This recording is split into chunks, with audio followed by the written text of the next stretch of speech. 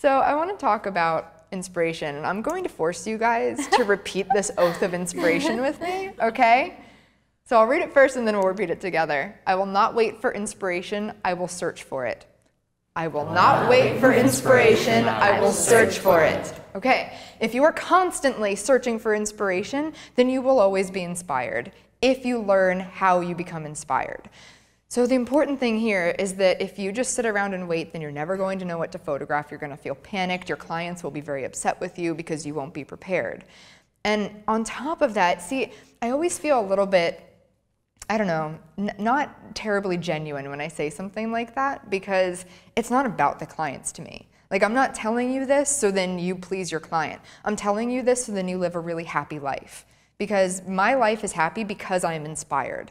I guarantee you. I find inspiration in everything, in the nature that's all around me, in my husband and being able to spend time with him, in my cats, in happiness, And so many people say to me, you must be depressed to take pictures like you do. And the opposite is true. I mean, I am an extremely vibrantly happy person. And I think that that happiness is where I pull my inspiration from. It's where I have the confidence to find inspiration and believe that it's good enough to act on.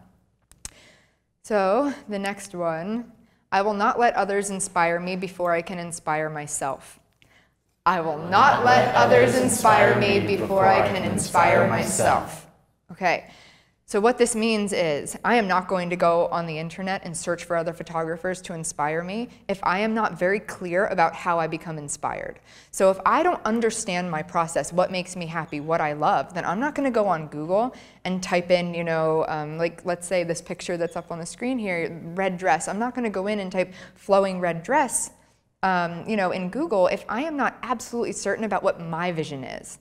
So I might not have the whole idea, I might not know where I want to shoot, etc., but I know what I like. I know what personally motivates me. So if you don't know that yet, if don't have a very, very clear way of finding inspiration for yourself, then I don't recommend going onto the internet to find inspiration from other people. That's when plagiarism starts to happen, and that's what we want to avoid. All right, I will believe that I am worthy of being inspired. I believe that I am worthy of being inspired.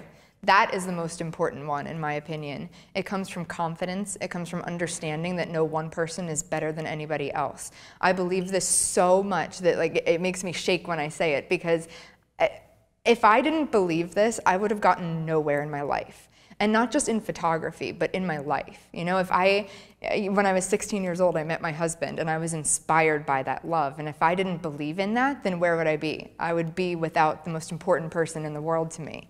So, this goes to photography as well. If you're looking for inspiration and you think, oh, I saw this amazing dress, but somebody else could do this better, or I've learned of this concept, it's really great, a new technique, but somebody else has already perfected it, then you're never going to get anywhere. And I want to make sure that everybody who's listening to this believes in themselves enough to just take that inspiration and run with it and feel worthy of it. All right.